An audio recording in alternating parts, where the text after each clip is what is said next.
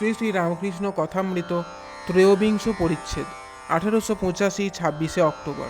Free will or God's will, যন্ত্রারূঢ়ানি মায়ায়া। শ্রীরামকৃষ্ণ: আমি তো মুখ্য, আমি কিছু জানি না, তবে এসব বলে কে? আমি বলি মা, আমি যন্ত্র তুমি যন্ত্রী, আমি ঘর তুমি ঘরণী, আমি রথ তুমি রথী। যেমন করাও তেমনি করি, যেমন বলাও তেমনি বলি, যেমন চালাও তেমনি চলি। নাহং নাহং তুহু তুহু, তাঁরই জয়, আমি তো কেবল যন্ত্র মাত্র। শ্রীমতী যখন সহস্রধারা কলসি লয়ে যাচ্ছিলেন, জল একটুকুও পড়ে নাই।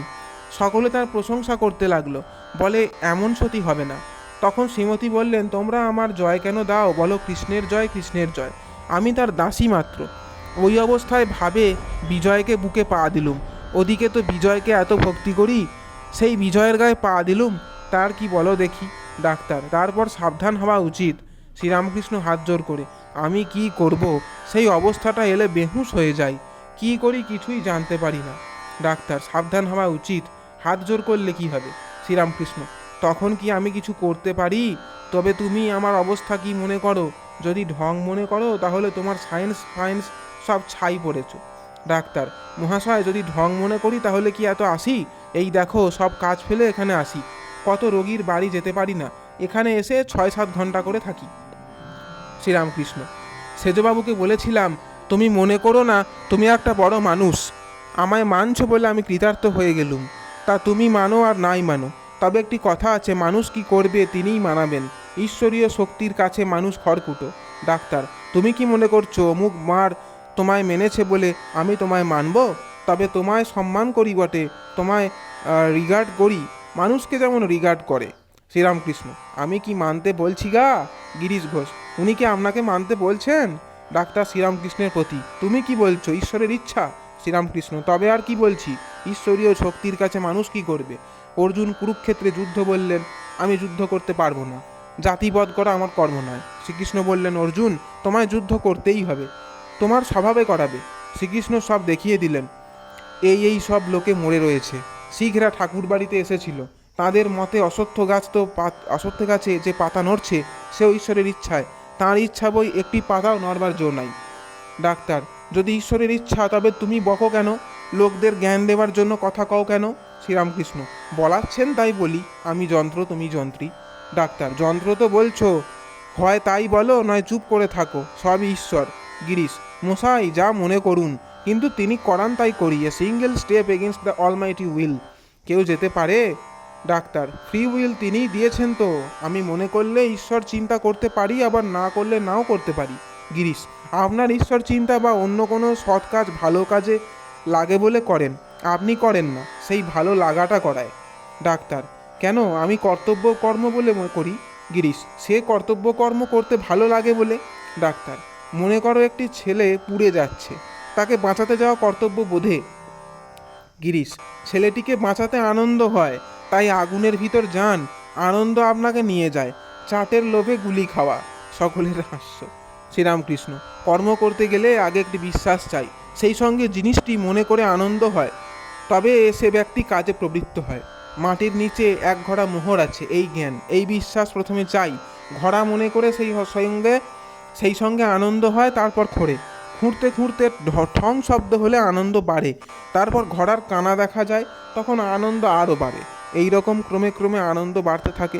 আমি নিজে ঠাকুর বাড়ির বারান্দায় দাঁড়িয়ে দেখেছি, সাধু গাঁজা তৈরি করছে আর সাজতে সাজতে আনন্দ। ডাক্তার: কিন্তু আগুন হিটও উত্তাপ দেয়, আর লাইটও আলো দেয়। আলোতে দেখা যায় বটে, কিন্তু উত্তাপে গা পুড়ে যায়। ডিউটি কর্তব্যকর্ম করতে গেলে কেবল আনন্দ হয় তা নয়, কষ্টও আছে।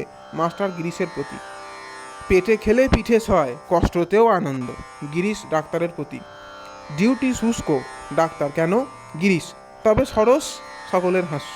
মাস্টার: বস, এইবার লোভে গুলি খাওয়া এসে পড়ল। গিরিশ ডাক্তারের প্রতি: সরস নচেত ডিউটি কেন করেন? ডাক্তার: এই রকম মনের ইনক্লিনেশন, মনের ওইদিকে গতি।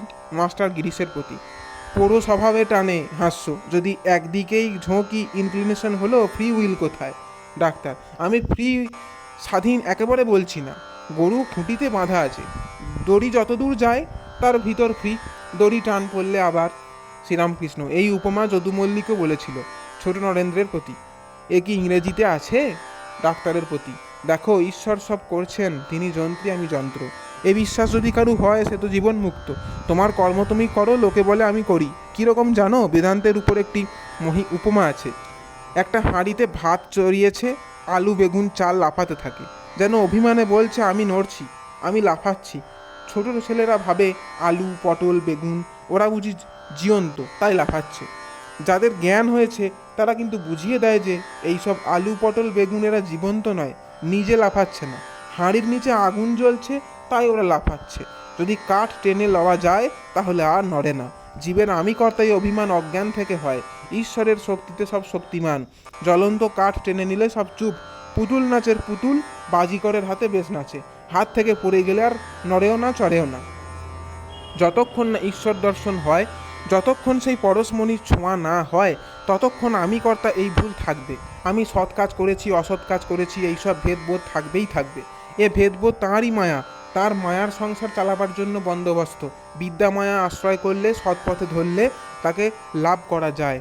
যে লাভ করে সে ঈশ্বরকে দর্শন করে, সেই মায়া পার হয়ে যেতে পারে। তিনিই একমাত্র কর্তা, আমি অকর্তা, এই বিশ্বাস যার, সেই জীবন মুক্ত। এসব কথা কেশব সেনকে বলেছিলাম। গিরিশ, ফ্রি উইল কেমন করে আপনি জানলেন? ডাক্তার, রিজন বিচারের দ্বারা নয়, I feel it. Girish, then I and others feel it to be the reverse. আমরা সকলে ঠিক উল্টো বোধ করি যে আমরা পরতন্ত্র। সকলের হাস্য। ডাক্তার, ডিউটির ভিতর দুটো এলিমেন্ট, ডিউটি বলে কর্তব্য কর্ম করতে যাই, পরে আহ্লাদ হয়, কিন্তু ইনিশিয়াল স্টেজ গোড়াতে আনন্দ হয় বলে যাই না। ছেলেবেলায় দেখতুম পুরুত সন্দেশে পিঁপড়ে হলে বড় ভাবিত হতো। পুরুতের প্রথমেই সন্দেশ চিন্তা করে আনন্দ হয় না। হাস্য, প্রথমে বড় ভাবনা, মাস্টার স্বগত, পরে আনন্দ। কি সঙ্গে সঙ্গে আনন্দ হয় বলা কঠিন। আনন্দের জোরে কার্য হলে ফ্রি উইল কোথায়? জয় ঠাকুরমা স্বামীজি।